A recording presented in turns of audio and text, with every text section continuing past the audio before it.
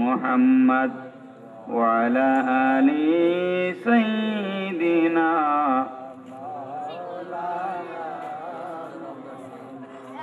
চিন্তা করে দেখো রে মন, রাত্রি গভীর নিশীতে মরণকালে কে যাবে তোর সঙ্গী হয়ে কবরে। আল্লাহুম্মা সাল্লি আলা মাওলানা মুহাম্মদ ওয়া আলা আলি সাইয়্যিদিনা। একটু জিকির পড়ুন, লা ইলাহা ইল্লাল্লাহ ইল্লাল্লাহ, লা ইলাহা ও লা ইলাহা হাসবি রব্বি জাল্লাল্লাহ মা ফি কলবি নূর মুহাম্মদ সাল্লাল্লাহ, লা ইলাহা লা হাসবি রব্বি জাল্লাল্লাহ মা ফি কলবি গায়রুল্লাহ। নূর মুহাম্মদ সাল্লাল্লাহ, লা ইলাহা লা ইলাহা ইল্লাল্লাহ, লা ইলাহা লা ইলাহা ইল্লাল্লাহ মুহাম্মাদুর রাসূলুল্লাহ সাল্লাল্লাহু তাআলা। ছোট বহুলা হযরত শাহজালাল রাদিয়াল্লাহু তাআলা আনহু সুন্নি যুব সংঘের উদ্যোগে ছোট বহুলা ঈদগাহ ময়দানে আয়োজিত অষ্টম বার্ষিক সুন্নি মহাসম্মেলন 2012 এর সম্মানিত সভাপতি জনাব মোহাম্মদ জালাল উদ্দিন সাহেব, আজকের মাহফিলের প্রধান অতিথি আপনার আমার সকলের সুপরিচিত বিশিষ্ট আলেমে দ্বীন হযরতুল আল্লামা মুস্তাক আহমদ আল কাদরি আল ওয়াইসি সাহেব, আজকের মাহফিলের বিশেষ অতিথি এতক্ষণ ধরে আপনাদের সামনে অত্যন্ত সুললিত কণ্ঠে বয়ান পেশ করছিলেন সৈয়দ মুফাসসির আহমেদ সুন্নি আল কাদরি সাহেব, আজকের মাহফিলের প্রধান বক্তা হযরত মাওলানা কুতুবউদ্দিন জালালী সাহেব, বিশেষ বক্তা হযরত মাওলানা হাফেজ কারি আফজাল হোসেন সাহেব সহ উপস্থিত হযরতে উলামায়ে আহলে সুন্নাহ, আমার মুরব্বী বাবারা, যুবক ভাইয়েরা, বিশেষ করে স্কুল কলেজ মাদ্রাসা বিশ্ববিদ্যালয়ের ছাত্র ভাইয়েরা, পর্দার ভিতরে আমার অত্যন্ত সম্মানিত মা ও বোনেরা, সর্বপ্রথম মহান রব্বুল আলামিনের দরবারে শুকরিয়া আদায় করি যে রব্বুল আলামিন পবিত্র মাহে রবিউল আউয়াল শরীফের এই বরকতময় রাত্রে কোরআন এবং হাদিসের কিছু কথা শোনার জন্য, বলার জন্য আল্লাহ রব্বুল আলামিন আমাদেরকে একত্রিত হওয়ার সুযোগ দান করলেন। সে মহান মুনিবের দরবারে আলিশানে হৃদয়ের, কারণ আমি পেশাদার ওয়াজি না, যাই হোক, এবং আমি ব্যক্তিগতভাবে ওয়াজকে নিছক একটা আনুষ্ঠানিকতার ভেতরে সীমাবদ্ধ রাখতেও চাই না। আমরা ওয়াজ বলতে বুঝি একটা প্যান্ডেল হবে, মাইক হবে, হুজুরে আসে দুইটা টান দিবেন, বাড়ি চলে যাব সিন্নি খায়া, এটাকে আমরা বুঝি ওয়াজ। আমি ওয়াজ বলতে এটা বুঝি না। ওয়াজ মানে উপদেশ, ঠিক না বেটি? এর ভেতরে সুর থাকলে ভালো, উপদেশের ভিতরে সুর থাকলে আরো ভালো, না থাকলে যে উপদেশ হবে না এটা মনে করার কোনো কারণ নাই। আর দুই নাম্বার হচ্ছে, ওয়াজ কোনো বিনোদনের জায়গা না, যে একসাথে ওয়াজের ভিতরে ওয়াজও হইল, বিনোদনও হইল, আনন্দও হইল। ওয়াজ কিন্তু বিনোদনের জায়গা নয়। ওয়াজ ওখানে দোকানে চাঁদা কালেকশনের জন্য গিয়েছে, পোস্টার করেছে, মাইকিং করেছে, আমাদেরকে দাওয়াত দেওয়ার জন্য কত পেরেশানি ছিল, আসবো কিনা, মিস করি কিনা, সবাই আসার আগ পর্যন্ত আমাদের পেরেশানি শেষ হচ্ছে না। কি বলেন, ঠিক না বেটি? এত পেরেশানি সমাজে, এর প্রভাব কি? আমরা কি সুদ ছেড়েছি? আমরা কি ঘুষ ছেড়েছি? আমরা কি মিথ্যা কথা বলা ছেড়েছি? ওয়াজের দ্বারা কি আমরা জমিনে আইল ঠেলানো ছেড়েছি? তাহলে এই সমাজ পরিবর্তনের জন্য আমাদের ওয়াজ কি কোনো ভূমিকা রাখতে পারছে না? আমাদের বক্তব্যগুলো আমরা কি বলবো, আমি নিজের বিরুদ্ধেই বলতে হয়, মানে আমরা চাই, বক্তারা যারা আছি, আমি নিজের কথাই বলছি, আমরা চাই যে কথা বললে মানুষ আমার দিকে ঝুঁকবে, আগামী বছর আবার দাওয়াত দিবে, ওই কথাই আমি বলবো। কি বলেন, ঠিক না বেঠিক? এটা কি ওয়াজের উদ্দেশ্য হওয়া উচিত, নাকি সমাজ সংশোধন ওয়াজের উদ্দেশ্য হওয়া উচিত? সমাজ সংশোধন। কি বলেন, ঠিক না বেঠিক? যাই হোক, আমি এবার প্রায় 1 মাস ধরে অসুস্থ, কথা বলা আমার জন্য খুবই কঠিন। আর মাইক যদি একটু গলা টানে তাহলে আরো সমস্যা হয়ে যায়। এই মাইক কোরআন হাদিসের আলোকে ঈদে মিলাদুন্নবীর আলোচনা শুনবেন সুললিত কণ্ঠে, সুতরাং আমি উনার জন্য সময় ছেড়ে দিব, লম্বা আলোচনা আমি করব না। আমাকে একটা নির্দিষ্ট বিষয়ে কথা বলতে বলা হয়েছে, শানে রিসালত। বিষয়টা এত বড়, শানে রিসালত বিষয়টা এত বড়, আমি যদি নবীজির নখ মোবারক নিয়ে কথা বলি এটা নবীর শান, আমি যদি নবীজির চুল মোবারক নিয়ে কথা বলি এটা নবীজির শান, আমি যদি নবীজির দাঁত মোবারক নিয়ে কথা বলি এটা নবীজির শান, আমি যদি নবীজির পেশাব মোবারক নিয়ে কথা বলি এটা নবীজির শান, আমি নবীজির শাদী মুবারক নিয়ে কথা বলি এটা নবীজির শান, আমি নবীজির মেরাজ নিয়ে কথা বলি এটা নবীজির শান, আমি ঈদে মিলাদুন্নবী নিয়ে কথা বলি এটা নবীজির শান, আমি নবীর জীবনের যতগুলো অংশ আছে সবগুলোকে আলাদা আলাদা করে যদি আলোচনা করি সবগুলোই নবীজির শান। সুতরাং শানের রিসালত আধা ঘন্টা, 1 ঘন্টা, 1.5 ঘন্টার বক্তব্যে কিছুই আপনাদের সামনে বলা সম্ভব নয়। শানের রিসালত এত বিশাল একটা বিষয়। আমি কুরআনুল কারীম থেকে একখানা আয়াতে কারিমা তেলাওয়াত করেছি। আপনারা যারা আকল ওয়াহাবি মওদুদিরা, আমাদের দেশের তাবলীগী খারেজিরা, এই আয়াত দিয়া নবীজিকে আমাদের মতো আমি যে বক্তব্য 2 ঘন্টায় দিব, এটা আমি 5 মিনিটে আপনাদেরকে বোঝানোর আমি এই ক্ষমতা রাখি ইনশাআল্লাহ। আমি 5 মিনিটে বলতে পারবো, কিন্তু 5 মিনিট বললে আপনারা মানবেন না, মাহফিল কর্তৃপক্ষ মানবে না, এই জন্য একটু বাড়াইতে হবে কথা। যাই হোক, আমরা মূল আলোচনায় যাচ্ছি। একটু দুরূদ শরীফ পড়ুন। আল্লাহুম্মা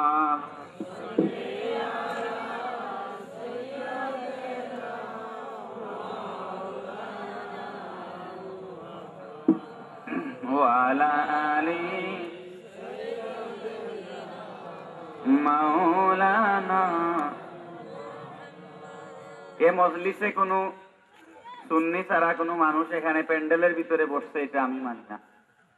আমার বিশ্বাস এই প্যান্ডেলে যারা বসছেন সবাই সুন্নি, ঠিক না বেঠিক? তাইলে দুরূদ শরীফের আওয়াজ তো একেবারেই সুন্নিয়তের কোনো প্রমাণই দেয় না। সুন্নিরা কি এরকম জিমায় জিমায় দুরূদ শরীফ পড়ে? তাহলে একটু সুন্নিদের মতো দুরূদ শরীফ পড়ো। আল্লাহুম্মা সাল্লি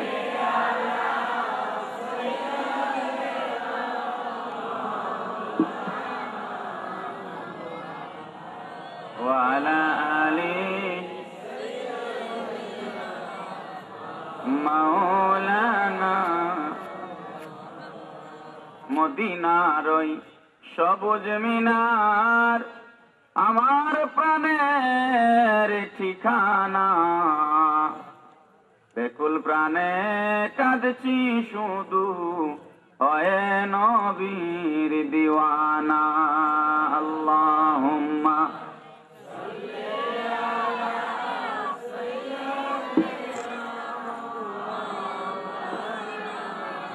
মুহাম্মদ ওয়া আলা আলি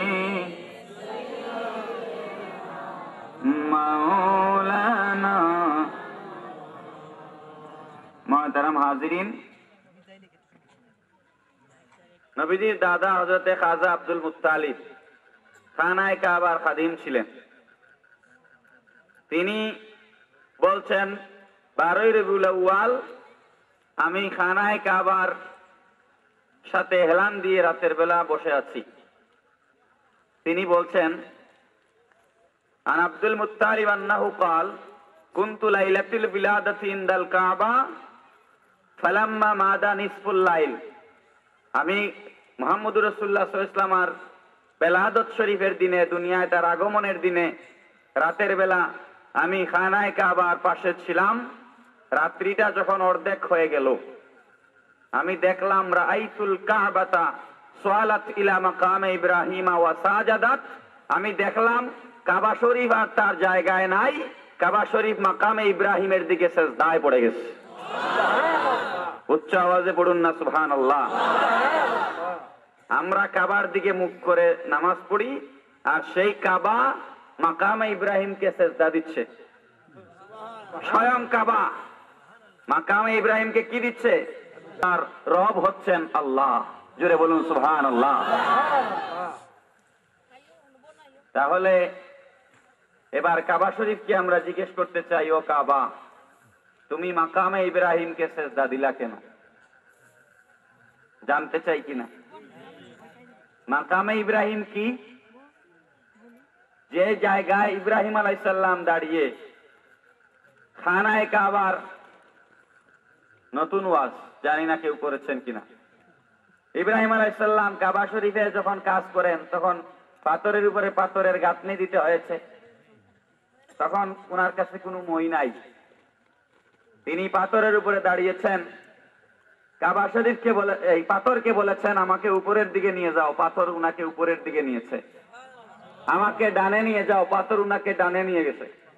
আমাকে বামে নিয়ে যাও, পাথর উনাকে বামে নিয়ে গেছে।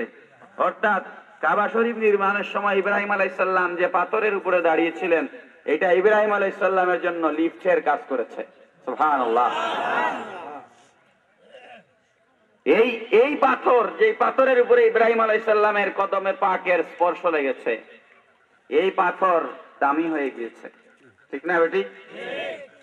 আল্লাহ রাব্বুল আলামিন কুরআনুল কারীমের মধ্যে সারা দুনিয়ার হাজীদেরকে, যারা হজ করতে যাবে, তাদেরকে আল্লাহ রাব্বুল আলামিন নির্দেশ দিচ্ছেন, ওয়াত্তাখিযু মিন মাকামি ইব্রাহিমা মুসাল্লা।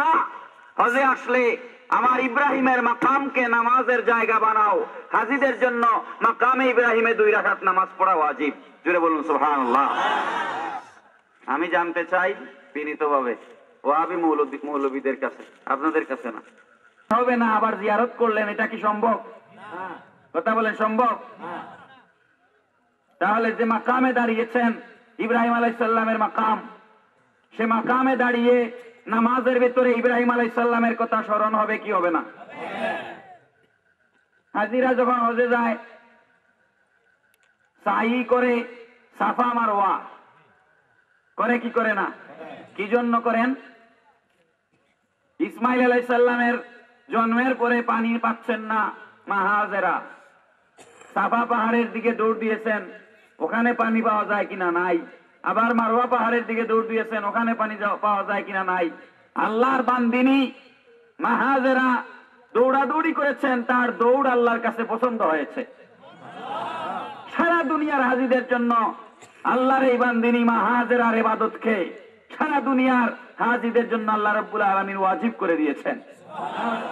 আমি বিনীতভাবে জানতে চাই, সাফা মারওয়া 2 পাহাড়ে দৌড়াদৌড়ি করবে কোন হাজী, তার কি মা হাজেরার কথা মনে হবে না?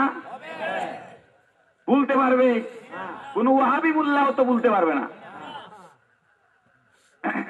তাহলে আমি তাদের কাছে প্রশ্ন রাখতে চাই,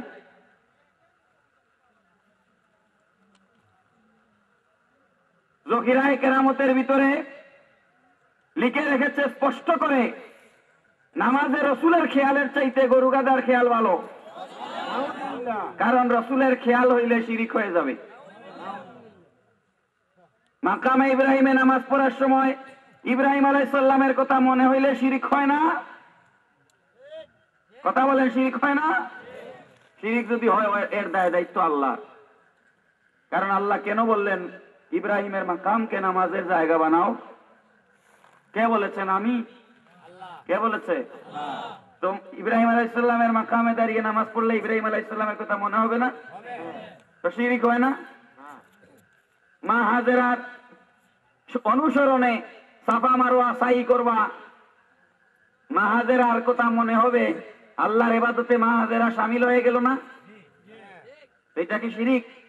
শিরিক হইলে এর দায়িত্ব আল্লাহ। ঠিক না বেটি? আল্লাহ রাব্বুল আলামিন বলতেছেন নামাজের ভিতরে বলো আসসালামু আলাইকা আইয়ুহান নাবিয়্যু। এর অর্থ কি? হে আল্লাহর নবী, আপনাকে সালাম। মানে আপনি ডাক দিচ্ছেন, ডাক দিচ্ছেন। আসসালামু আলাইকা আইয়ুহা, আইয়ুহা মানে কি? আইয়ুহান নাবিয়্যু, হে আল্লাহর নবী, আপনাকে সালাম। আপনি নবীকে ডাকিয়া ডাকিয়া সালাম দিবেন, আবার নবীর কথা নামাজে মনে হবে না, আপনি নামাজ পড়লেন কিভাবে? নবীকে ডাকিয়া ডাকিয়া সালাম দিচ্ছেন, আবার নামাজে নবীর কথা স্মরণ হবে না। বলে নামাজে রসুলের খেয়ালের চাইতে গরু গাধার খেয়াল করা ভালো। এরা পীর না বন্ড? জোরে বলুন, পীর না বন্ড? এদের হাত থেকে ইমানকে হেফাজত করতে হবে। আমিন। মুহতারাম হাজিরিন, লম্বা কথায় যাচ্ছি না। আমি যেটা বলছিলাম, আমরা জানতে চাই, ও কাবা শরীফ, মাকামে ইব্রাহিমকে তুমি সেজদা দিলা কেন? মাকামে ইব্রাহিমের দিকে তুমি সেজদায় পড়ে গেলা কেন? কাবা শরীফ কি জবাব দিবে? কাবা শরীফ জবাব দিবে, ইব্রাহিম আলাইহিস সালাম দোয়া করেছিলেন খানায়ে কাবা বানানোর সময়। খানায়ে কাবা বানানোর সময় ভিত্তিবস্তুর আমরা ঈশান বলি সিলেটের ভাষায়, ঈশান দেওয়া। আপনারা কি বলেন? ঘরের ঈশান দেওয়া। এটাকে এখনকার আধুনিক ভাষায় বলে ফাউন্ডিং স্টোন, ভিত্তি প্রস্তুর। আধুনিক ভাষায় কি বলে? ঘরের ভিত্তি প্রস্তুর। ভিত্তি প্রস্তুর যখন করেন হযরত ইব্রাহিম আলাইহিস সালাম খানায়ে কাবার, তখন একটা দোয়া করেছিলেন। সুবহানাল্লাহ পড়ুন। তাইলে বোঝা গেল নতুন ঘর তৈরি করার সময় দোয়া করা ইব্রাহিম আলাইহিস সালামের সুন্নাত। সুবহানাল্লাহ পড়ুন। ইব্রাহিম আলাইহিস সালাম খানায়ে কাবা ভিত্তি দিয়ে দোয়া করছেন তার ছেলে ইসমাঈল আলাইহিস সালামকে সাথে নিয়ে। কোরআনে তার দোয়াকে আল্লাহ রাব্বুল আলামিন তুলে দিয়েছেন। এই দোয়া, রব্বানা ওয়া বা'আস ফীহিম রাসূলাম মিনহুম। আয় রব্বুল আলামিন, এই খানায়ে কাবা বানাইলাম, এর পাশে জনবসতি গড়ে উঠবে, আমার আওলাদরা বসতি স্থাপন করবে। ইব্রাহিম আলাইহিস সালাম বলছেন, আল্লাহ, আমার বংশধরের মাঝ থেকে তুমি একজন রাসূল পাঠাও। জোরে বলুন সুবহানাল্লাহ। আমার বংশধরের মাঝ থেকে কি পাঠাও? রাসূল পাঠাও। ইব্রাহিম আলাইহিস সালামের ওই দুয়ার ফসল হচ্ছেন আমাদের নবী। জোরে বলুন সুবহানাল্লাহ। এই জন্য মিল্লাতা আবিকুম ইব্রাহিম, আমাদের মিল্লতের, মুসলিম মিল্লতের পিতা হচ্ছেন হযরত ইব্রাহিম আলাইহিস সালাম। সুবহানাল্লাহ। আমরা ইব্রাহিমের মিল্লতের উপরে আছি। আমি যেটা বলছিলাম, খানায়ে কাবা জবাব দিবে, আমি কেন মাকামে ইব্রাহিমকে সেজদা দিলাম? কারণ ইব্রাহিমের বংশে নবী দুনিয়ায় তশরিফ আনছেন, সেই নবীকে তাজিম করতে গিয়ে আমি মাকামে ইব্রাহিমকে সেজদা দিয়েছি। জোরে বলুন সুবহানাল্লাহ। এই জন্য আলা হযরত আজিমুল বারাকাত ইমাম আহমদ রেজা খান ফাজিল বেরলভী রাহমাতুল্লাহ আলাইহি বলছেন, হাজিও आओ शहंशाह का रौदा देखो, काबा तो देख चुके मगर काबे का काबा मोहम्मद को देखो। जुरे बोलूं सुभानअल्लाह। आला हजरत বলছেন, ও হাজিরা, কাবা শরীফ তো দেখছোই, এবার আসো মদিনায় শাহেনশাহে দু আলম কাবারও কাবা নবীকে দেখে যাও। নবী কি কাবারও? না হলে কাবা শরীফ সেজদা দে? কাবারও কাবা। কথা আমার লম্বা হয়ে যাচ্ছে। হযরতে বেলাল রাদিয়াল্লাহু তাআলা আনহু আযানের রক্ত এসে কাবা শরীফের পাশে আযান দিবেন। আল্লাহর নবী বলছেন, বেলাল আযান দাও। বেলাল বলছেন, ইয়া রাসূলুল্লাহ, কাবা শরীফের পূর্ব দিক থেকেও কিবলা, পশ্চিম দিক থেকেও কিবলা, উত্তর থেকেও কিবলা, দক্ষিণ থেকেও কিবলা, কাবার চতুর্দিক থেকে কিবলা কিনা? তো ইয়া রাসূলুল্লাহ, আমি কোন দিক থেকে মুখ করে আযান দিব? আল্লাহর নবী কি বলছেন শুনেন। আল্লাহর নবী বলছেন, ও বেলাল, কাবা শরীফের ছাদের উপরে উঠো। সুবহানাল্লাহ পড়বেন না? কাবা শরীফের ছাদের উপরে উঠো, আমি নবী যেই দিকে দাঁড়িয়ে আছি আমাকে কিবলা করে আযান দাও। সুবহানাল্লাহ। বাস্তবে প্রমাণ হলো নবী কাবারও, নবী কি কাবারও কাবা। সেই নবীর শান কি বুঝাবো? আমার মতো কটাই মজুর নবীর শান বোঝানোর কোন ক্ষমতা আমাদের আছে? এটা একটু আমাদের ইমানকে তাজা করার জন্য কিছু কথা আমরা বলি, কি বলেন, ঠিক না বেটি? মুহতারাম হাজিরিন, যাই হোক, যেটা বলছিলাম, কাবা শরীফ মাকামে ইব্রাহিমকে সেজদা দিল। সাহাবাই কেরাম আরজ করছেন, ইয়া রাসূলুল্লাহ, আপনাকে উঠে সেজদা দে, দুম্বায় সেজদা দে, গাছে সেজদা দে, আমাদের কি হক নাই আপনাকে সেজদা দেওয়ার? সাহাবাই কেরাম আরজ করলেন, ভালো করে বুঝুন, কিছু বন্ড পীর আছে বাংলাদেশ সহ সারা বিশ্বে, যারা সেজদা নেয়। কোন মানুষের জন্য সেজদা জায়েজ নাই, হারাম, অত্যন্ত পরিষ্কার কথা। এতে আমার দেখবা না দেখ, আমি বলতেই থাকি, কোন মানুষকে সেজদা দেওয়া যায়? কথা বলেন, জায়েজ আছে? হারাম, পরিষ্কার হারাম। আল্লাহ নবীকে সাহাবায়ে কেরাম প্রশ্ন করছেন, ইয়া রাসূলুল্লাহ, আপনাকে পশু পাখি সেজদা দেয়, উটে সেজদা দেয়, দুম্বা সেজদা দেয়, বৃক্ষ তরুলতা সেজদা দেয়, আমাদের কি হক নাই আপনাকে সেজদা দেওয়ার? নবী জবাব দিলেন, লাউ কুনতু আমারা আহাদানা ইয়াসজুদা লিআহাদিন লামারআতুল ইমরাতু আন তাসজুদা লিজাওজিহা, আমি যদি দুনিয়ার কোন মানুষকে সেজদা দেওয়ার হুকুম দিতাম, তাহলে প্রত্যেক স্ত্রীদেরকে বলতাম তারা যেন তাদের স্বামীকে সেজদা দেয়। সুবহানাল্লাহ। এটা দ্বারা নবী বুঝিয়ে দিলেন কোন মানুষকে সেজদা দেওয়া জায়েজ নাই, আর স্বামীর মর্যাদাও বুঝিয়ে দিলেন। সুবহানাল্লাহ। এই কারণে ফতোয়া দিচ্ছেন মুফতিরা, আন্না হুরমাতান নবী সাল্লাল্লাহু আলাইহি ওয়াসাল্লাম বাদা মাউতিহি তাযীমিহি ওয়া তাকিরিহি লাযিমুন আলা কুল্লি মুসলিমিন কামা কানা হালু হায়াতিহি ওয়া যালিকা ইনদা যিকরি ইসমিহি ওয়া যিকরি সিরাতিহি ওয়া যিকরি হাদিসিহি ওয়া যিকরি মিলাদিহি সাল্লাল্লাহু আলাইহি ওয়াসাল্লাম। জোরে বলুন সুবহানাল্লাহ। আল্লাহর নবী দুনিয়ায় থাকা অবস্থায় এবং দুনিয়া থেকে বিদায় হওয়ার পরও নবীজির প্রত্যেক মুসলমানের উপরে ওয়াজিব, নবীজির নাম মোবারক নেওয়ার সময়, তার জীবনী আলোচনা করার সময়, তার হাদিস আলোচনা করার সময়, তার মিলাদুন নবী আলোচনার সময় নবীকে তাজিম করা, তাকির করা, সম্মান করা। নবীজিকে নবী দুনিয়ায় থাকা অবস্থায় যেমন ফরজ, নবীজি দুনিয়া থেকে বিদায় হওয়া অবস্থায়ও ফরজ। সেজদা ছাড়া আর যত ধরনের তাজিম আছে সমস্ত তাজিম নবীজিকে দিতে হবে। জোরে বলুন সুবহানাল্লাহ। একমাত্র সেজদা নবীকে করা যাবে না, তাইলে কোন পীর সাহেবের করা যাইব না। নবীর জন্য সেজদা নাই, তাইলে কোন পীর সাহেবের জন্য জায়েজ হইতে পারে? পারে না, পরিষ্কার কথা। এবার আসুন,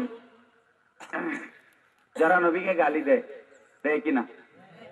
নবীকে আমার মতো মানুষ বলে, বড় ভাই বলে, তারপরে নবী মরে মাটির সাথে মিশে গিয়েছেন বলে, আরো বহু বহু কথা বলে, কি বলে না?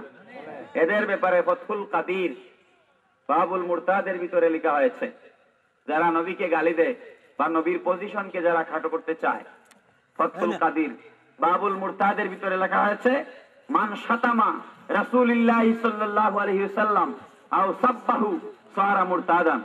যে ব্যক্তি আল্লাহ রাসূলকে গালি দিল অথবা তার পজিশনকে খাটো করতে চাইলো, সাথে সাথে সে মুরতাদ হয়ে যাবে। পড়ুন নাউযুবিল্লাহ। মুরতাদ মানে ধর্ম ত্যাগী। মুরতাদ মানে কি? যে আর কখনোই ধর্মে ফিরে আসতে পারবে না, একে বলা হয় মুরতাদ। তাহলে রাসূলের সাদহু ওয়া ইন তাবা, তার তওবা কবুল নাই যদিও সে তওবা করে। গুনাহ করলে তওবা আছে না নাই? জোরে বলুন, আছে না নাই?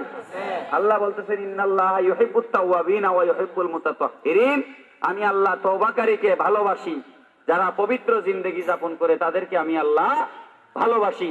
অথচ ফতোয়া দেওয়া হচ্ছে লা তুকবালু তাওবাতুহু ওয়া ইন তাবা, যদিও সে তওবা করে তার তওবা কবুল নাই। কার? বেয়াদবের রাসূলের। কার? অন্য সমস্ত গুনার তওবা আছে। কি আছে? তওবা আছে। একমাত্র রাসূলের শানে গুস্তাখি যারা করেছে, রাসূলের শানে বেয়াদবি যারা করেছে, আমরা বাংলাদেশে পারি না। কেন পারি না? আমাদের নবী বিদ্বেষীরা এত বেশি ক্ষমতার স্বাদ পেয়েছে, যে কারণে আমরা এইটা কার্যকর করা আমাদের জন্য এখন কঠিন হয়ে গিয়েছে। কি বলেন, ঠিক না বেটি? ক্ষমতার মসনদে বেশিরভাগ সময় নবী বিদ্বেষীরা ছিল, ঠিক না বেটি? মুহতারাম হাজিরিন, আমি সেদিকে যাচ্ছি না। আরেকটা শয়তান আছে, সালমান রুশদি, মুসলমান হইয়া আমাদের নবীর বিরুদ্ধে, ইসলামের বিরুদ্ধে লেখে। পড়ুন নাউযুবিল্লাহি। মুহতারাম হাজিরিন, আমি যেটা বলছিলাম, নবীর সমালোচনাকারী মুরতাদ, তাকে হত্যা করে দেওয়া ওয়াজিব। এটা কি এমদাদ সাহেবের ফতোয়া? কে ফতোয়া দিচ্ছেন? হাযা রাইন আবু বকর সিদ্দিক রাদিয়াল্লাহু তাআলা আনহু ওয়া ইত্তিফাক উলামায়ে হানাফিয়া। আবু বকর সিদ্দিক রাদিয়াল্লাহু তাআলা আনহু এবং হানাফি মাযহাবের সমস্ত ইমামগণের ফতোয়া হচ্ছে, নবীর সমালোচনাকারী মুরতাদ, তাকে হত্যা করে দেওয়া ওয়াজিব। জুড়ে বলুন সুবহানাল্লাহ। এটা তো ফতোয়া দিলাম, এবার কোরআন শরীফ থেকে দলিল দেই। বলবে ফতোয়া মানি না, কোরআনে আছে কিনা দেখাও। তারা তো স্লোগান দেয়, কোরআন ছাড়া অন্য কিছু মানি না, মানি না, দেয় কিনা? মানে এমন ভাবে বুঝায় তার নবী টবি দরকার নাই। কি বলেন, ঠিক না? ওটি এই স্লোগান আছে না নাই? কোরআন ছাড়া অন্য কিছু মানি না, মানি না। আরেক পার্টি আছে, নারায়ে তাকবীর, আল্লাহু আকবার, দ্বীন ইসলাম, আর কিছু নাই। কি বলেন, ঠিক না বেটি? দ্বীন ইসলাম এটা খারাপ জিনিস না, দ্বীন ইসলাম তো ভালো। দ্বীন ইসলাম মানে দ্বীন ইসলাম জিন্দাবাদ, অর্থ হচ্ছে দ্বীন ইসলাম জিন্দা থাকুক। দ্বীন পারে না, কারণ রাসূলের স্লোগান কলিমার ভিতরে আছে না নাই? লা ইলাহা ইল্লাল্লাহ, এটা হচ্ছে নারায়ে তাকবীরের স্লোগান। মুহাম্মদুর রাসূলুল্লাহ, এটা হচ্ছে নারায়ে রিসালাতের স্লোগান। আযানের ভিতরে আশহাদু আল্লা ইলাহা ইল্লাল্লাহ, এটা নারায়ে তাকবীরের স্লোগান। আশহাদু আন্না মুহাম্মাদুর রাসূলুল্লাহ, এটা নারায়ে রিসালাতের স্লোগান। তুমি আযান, কলিমা, নামাজ, রোজা, হজ, যাকাত, বিয়ে শাদী সব কিছুতে আমার নবী। তুমি স্লোগানে কেন নবীকে স্লোগান, নবীর নামে স্লোগান দিতে আপত্তি উত্থাপন করো? নিঃসন্দেহে তোমার ভিতরে নেফাকি আছে। কি বলেন, ঠিক না? ঠিক না হলে রাসূলের স্লোগান দেওয়াতে আপত্তি থাকতে পারে না। বাবারা, যেটা বলছিলাম, তারা তো বলবে কোরআন ছাড়া অন্য কিছু মানে না। তাহলে কোরআন থেকেই দলিল দিই। আজকে এখন আমি যে কথাগুলো বলবো বেশিরভাগ কোরআন থেকে বলবো। কিছু ভূমিকামূলক কথা বললাম। এবার আসুন, আল্লাহর নবী, আমি বলছি রাসূলের সমালোচনাকারী মুরতাদ, তাকে হত্যা করে দেওয়া ওয়াজিব। কোরআন কি বলে শুনুন। আল্লাহর নবী, সুর নাই বলে কি আপনাদের ভালো লাগতেছে না? আল্লাহর নবী মক্কায় কাফেরদেরকে একবার ডাকলেন যে, ও চাচারা, বেশিরভাগই নবীর সম্পর্কে চাচা ছিল। আর মক্কার আরব দেশের ভাষায় মুরব্বীদেরকে তারা আবুন বলে। আবুন, আবুন মানে বাবা, চাচা, অর্থাৎ সম্মান করে বলে। তো নবী বললেন, ও চাচারা, যে বলে আবু কুবাইসে আসেন আজকে বিকেল বেলা, আপনাদের সাথে আমার কিছু কথা আছে। আবু জেহেল, উতবা, শাইবা, ওয়ালিদ ইবনে মুগিরা, যত গ্রান্ড কাফের আছে সবাই জমা হয়ে গেল। কারণ সবাই নবীকে বড় সম্মান করে, আলামিন হিসেবে জানে। ঠিক না বেটি? নবীর ডাকে সবাই সাড়া দিল, কারণ নবী ইতোমধ্যে নবী বিশ্বস্ততা অর্জন করেছেন। সাড়া দিল। আল্লাহর নবী বললেন, চাচারা, আমি যদি বলি পাহাড়ের উল্টা দিকে একটা বাহিনী অপেক্ষা করছে আপনাদের উপরে আক্রমণ করার জন্য, আপনারা কি আমার কথা মানবেন, বিশ্বাস করবেন? তারা বলল, অবশ্যই, কারণ তুমি তো কখনো মিথ্যা কথা বলো না। নবী বললেন, আমি যদি কখনো মিথ্যা কথা বলি না, এটা যদি তোমাদের বিশ্বাস হয়, একবার শুধু পড়ে যাও, লা ইলাহা ইল্লাল্লাহু মুহাম্মাদুর রাসূলুল্লাহ, একবার শুধু বলে যাও, বেহেশতের গ্যারান্টি আমি নবী আছি। জুড়ে বলুন সুবহানাল্লাহ। তোমরা যদি আমার কথা একবার পড়ে যাও, তখন আবু লাহাব, নবীর চাচা, আপন চাচা, পাথর তুলল নবীকে মারার জন্য। মারে নাই। মারার জন্য পাথর তুলেছে, কিন্তু মারে নাই। সে বলল কি, তাব্বালাকা ইয়া মুহাম্মদ লিহাযা দাওয়াতিনা, মুহাম্মদ ধ্বংস হও। পড়ুন নাউযুবিল্লাহ। মুহাম্মদ ধ্বংস হও। তুমি কি আমাদের বাপ দাদা সত্য গোষ্ঠীর ধর্ম ছাড়ার জন্য আমাদেরকে ডেকেছো? নবীকে মারার জন্য হাত উপরের দিকে তুলেছে আবু লাহাব, আর মুখ দিয়া নবীকে গালি দিয়েছে, ধ্বংস। এটা আমার আল্লাহ দেখেন কিনা? জোরে বলুন, দেখেন কিনা? মূসা আলাইহিস সালামকে তার উম্মতেরা গালি দিয়েছে, আল্লাহ জবাব দেন নাই, মূসা নিজে জবাব দিয়েছেন।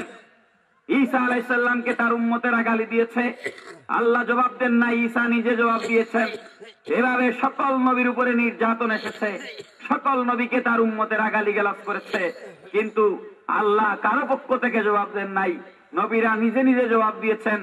মুহাম্মদুর রাসূলুল্লাহ সাল্লাল্লাহু আলাইহি ওয়াসাল্লামকে যখন গালি দিচ্ছে, আল্লাহ রাব্বুল আলামিন বলছেন, হাবিব আমার, বন্ধু আমার, আপনি চুপ থাকুন, আপনি কোনো কথা বলবেন না, আমি আল্লাহ আপনার পক্ষ থেকে জবাব দিচ্ছি।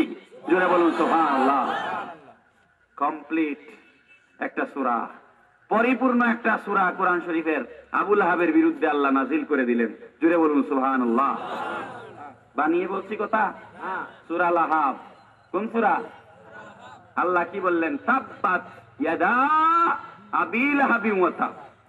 আবু লাহাব, তুই আমার নবীরে মারার জন্য পাথর তুলছস, তোর 2 হাত ধ্বংস, তোর 14 গোষ্ঠী ধ্বংস। সুবহানাল্লাহ। কে বলেছেন?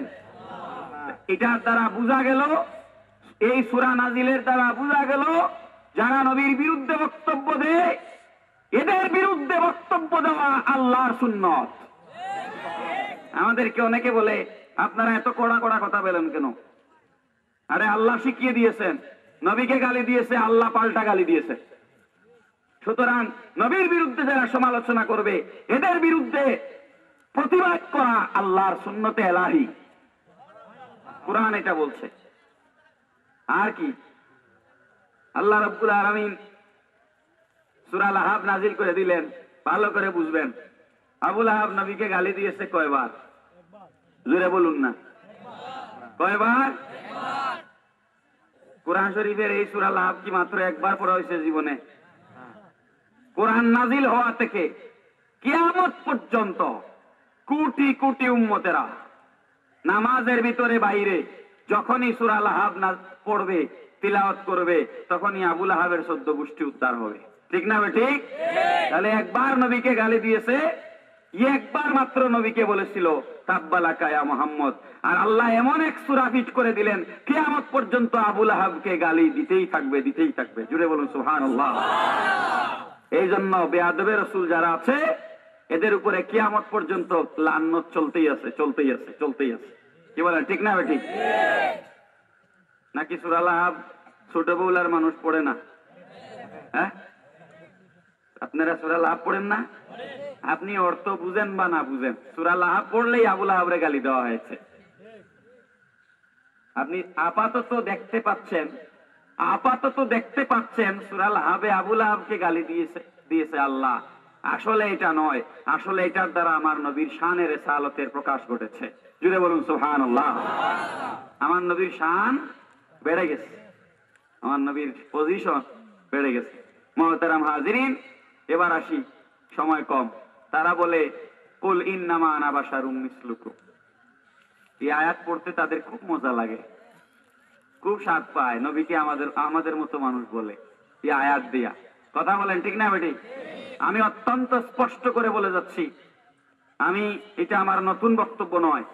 হবিগঞ্জের অলিতে গলিতে আমি এসেছি, বহু মাহফিলে, দুলিয়াখাল এসেছি, ঋষি এসেছি, আপনাদের এখানে এসেছি, বড় বহুলা এসেছি। শহরের ভিতরে কোনো গলিবাদ নাই, হবিগঞ্জে আসি নাই। আমি সব সময় বলি, ভালো করে মনোযোগ দিয়ে কথাটা শুনুন। কোন আলেম যদি বা কোন মানুষ যদি নবীকে আমার মতো মানুষ বলার জন্য কোরআনের এই আয়াত তিলাওয়াত করে, সে কাফের হয়ে যাবে। কোরআনের কোন আয়াত নবীর শানের বিরোধী নয়। সুতরাং কোরআনের কোন আয়াতকে নবীর বিরুদ্ধে উপস্থাপন করার জন্য তিলাওয়াত করা হারাম। মরিস বুকাইলির কথা আমি বহু জায়গায় বলেছি। মরিস বুকাইলি একজন খ্রিস্টান ভদ্রলোক, তার ইচ্ছা হয়েছে কোরআন শরীফের অর্থ সে বুঝবে, কিন্তু সে খ্রিস্টান, আরবি সে জানে না। সে 4 বছর মিশরের আল আজহার ইউনিভার্সিটিতে পড়াশোনা করেছে আরবি ভাষার উপরে। এরপরে আরো 4 বছর সময় নিয়ে সে সূরা ফাতিহা থেকে সূরা নাস পর্যন্ত কোরআনের ইংরেজিতে ট্রান্সলেট করেছে, অনুবাদ করেছে। টোটাল গিয়েছে 8 বছর তার জীবন থেকে। মরিস বুকাইলির বন্ধু বান্ধব যারা আছে, পণ্ডিতরা, পণ্ডিত মানুষের বন্ধু তো পণ্ডিত হয়, মন্ত্রীর বন্ধু কি মন্ত্রী না? আমি তো মন্ত্রীর বন্ধু লেভেল অনুযায়ী বন্ধুত্ব হয়। তো মরিস বুকাইলি পণ্ডিত মানুষ, তার বন্ধুও পণ্ডিত। মরিস বুকাইলি কে তার বন্ধুরা চিঠি লিখেছে, ও ভাই বুকাইলি, তুমি এটা কি করলে? মুসলমানের ধর্মগ্রন্থ কুরআনুল কারীমকে নিয়ে তুমি গবেষণা করতে গিয়ে জীবনের 8টা বছর তুমি নষ্ট করে ফেললে। তুমি যদি এই 8 বছরে কবিতা লিখতে, সাহিত্য লিখতে, নাটক লিখতে, তাহলে তুমি নিশ্চয় সাহিত্যে নোবেল পুরস্কার পেয়ে যেতে। তুমি এই 8টা বছর জীবনের নষ্ট করলে কেন? মরিস বুকাইলি জবাব দিচ্ছে, আমি জানি আমি একজন খ্রিস্টান, মুসলমানের ধর্মগ্রন্থ নিয়ে কেন 8 বছর সময় নষ্ট করলাম, এই প্রশ্নটা আমার কাছে আসবেই। এই আশাটাই স্বাভাবিক। আমি জানি, এই কারণে তোমরা প্রশ্ন করার আগেই আমি উত্তর দিয়ে দিয়েছি। সুবহানাল্লাহ। কি বলছে মরিস বুকাইলি? সূরা নাস শেষ করে, সূরা নাসের অনুবাদ শেষ করে মরিস বুকাইলি লিখেছে, কি লিখেছে? When I open the Holy Quran, I see everywhere the Prophet Muhammad sallallahu alaihi wasallam. ও দুনিয়ার মানুষেরা শোনো, আমাকে প্রশ্ন করছো আমি কেন মুসলমানদের ধর্মগ্রন্থ কোরআনকে নিয়ে 8 বছর জীবনের নষ্ট করলাম।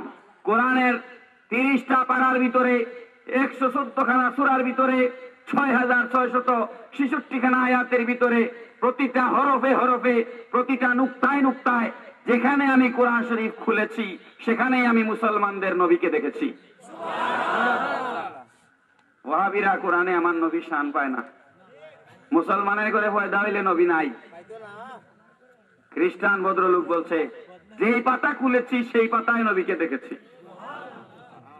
মরিস বুকাইলি যে কথাটা বলেছে এটা বুখারী শরীফের হাদিসে আছে। বুখারী শরীফের হাদিসে আছে, সাহাবায়ে কেরাম মা আয়েশা সিদ্দিকা রাদিয়াল্লাহু তাআলা আনহাকে যে আরজ করছে, মা আয়েশা, একটু জোরে বলুন তো, মা আয়েশা, জোরে বলুন মা আয়েশা। কেন মা বলাইলাম জানেন? তারা নবীকে ভাই সাহেব ডাকে। কথা বলেন ঠিক না বেটি? তো নবী যদি ভাই সাহেব হন, নবীর স্ত্রী আয়েশা রাদিয়াল্লাহু তাআলা আনহা মা হন কেমনে? কথা বুঝতেছে? এমন ব্যাকুল মৌলবী।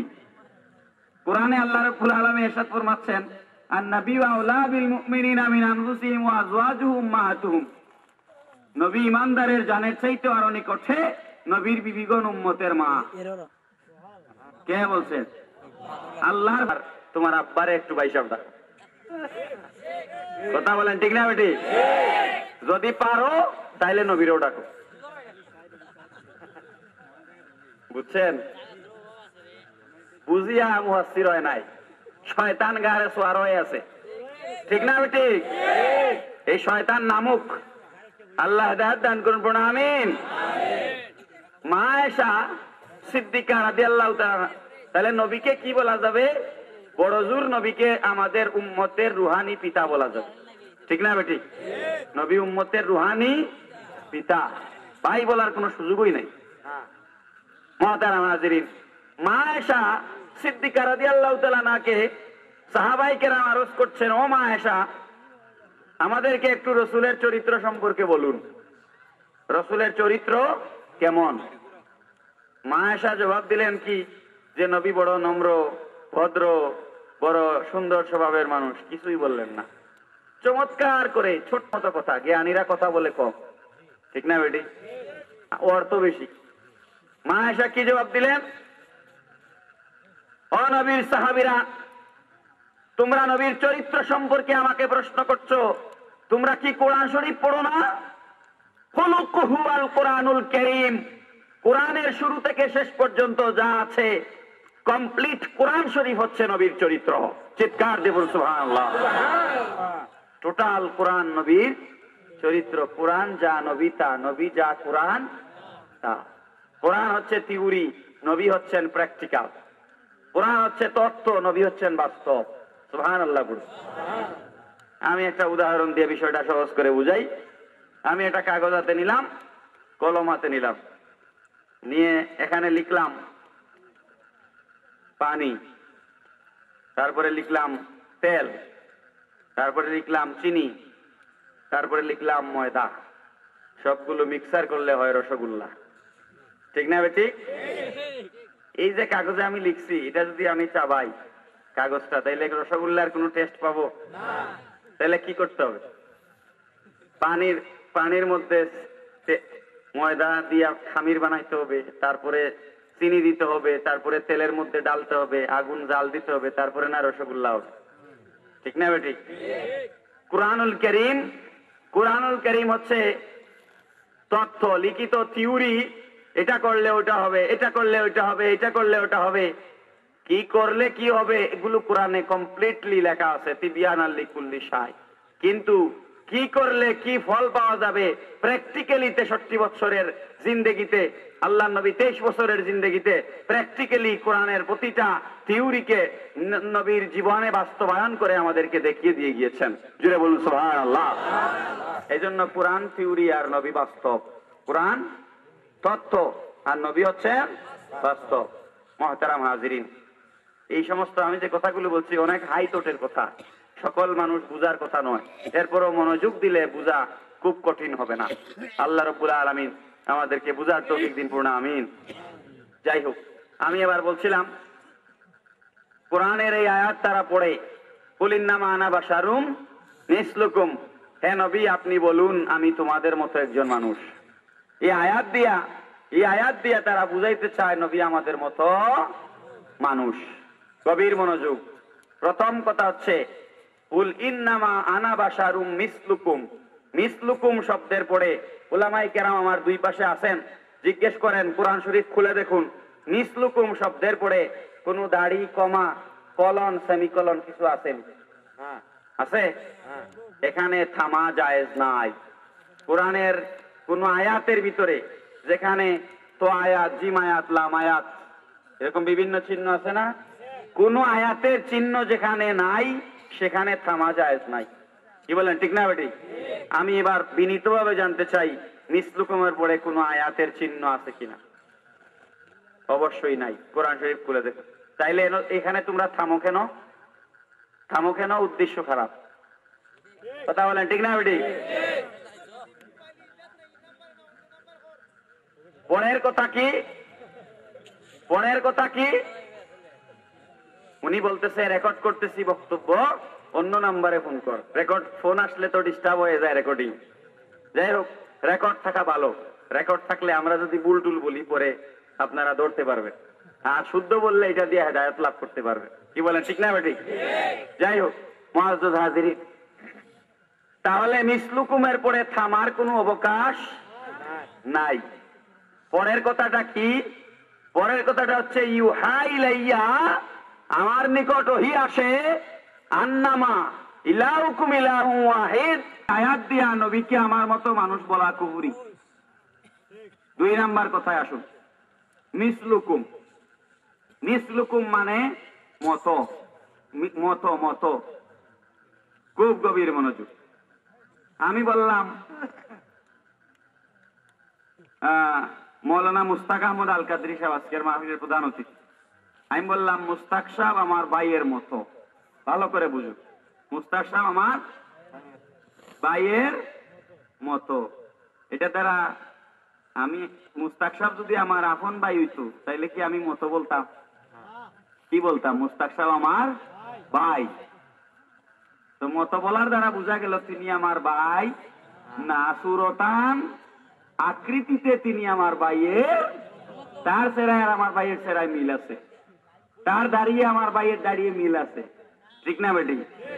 সুরতান আকৃতিতে মুস্তাক সাহেব আমার ভাইয়ের মতো মতো।